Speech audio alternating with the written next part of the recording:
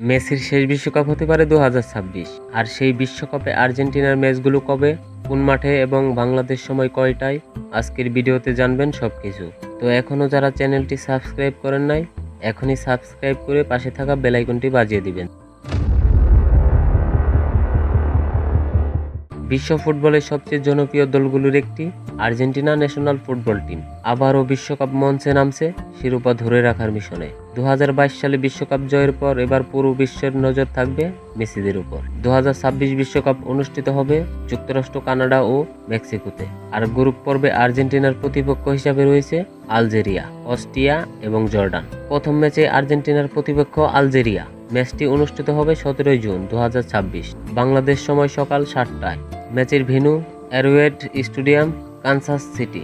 এই ম্যাচটি আর্জেন্টিনার জন্য খুবই গুরুত্বপূর্ণ হতে যাচ্ছে, কারণ প্রথম ম্যাচ জিতেই তারা গ্রুপে আধিপত্য দেখাতে চাইবে। এরপর দ্বিতীয় ম্যাচে আর্জেন্টিনার সামনে থাকবে ইউরোপের দল অস্ট্রিয়া। ম্যাচটি অনুষ্ঠিত হবে 23 জুন 2026 বাংলাদেশ সময় রাত 11টায়।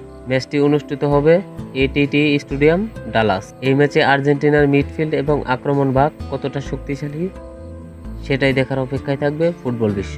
গ্রুপ পর্বের শেষ ম্যাচে আর্জেন্টিনার মুখোমুখি হবে জর্ডান। ম্যাচটি হবে 28 জুন 2026 বাংলাদেশ সময় সকাল 8টায়। একই মাঠ এটিটি স্টেডিয়াম, ডালাসে অনুষ্ঠিত হবে ম্যাচটি। অনেক ফুটবল বিশ্লেষণ মনে করছেন আর্জেন্টিনা এবারও বিশ্বকাপের অন্যতম ফেভারিট, কারণ দলে এখনো অভিজ্ঞতা ও তরুণ তারকার দুর্দান্ত মিশ্রণ রয়েছে। পুরো বিশ্বের নজর থাকবে লিওনেল মেসির দিকে, যদিও এটি তার শেষ বিশ্বকাপ হতে পারে বলে আলোচনা চলছে। আর তাই মেসিদের প্রতিটি ম্যাচ এবার ফুটবল ইতিহাসের অংশ হয়ে যেতে পারে।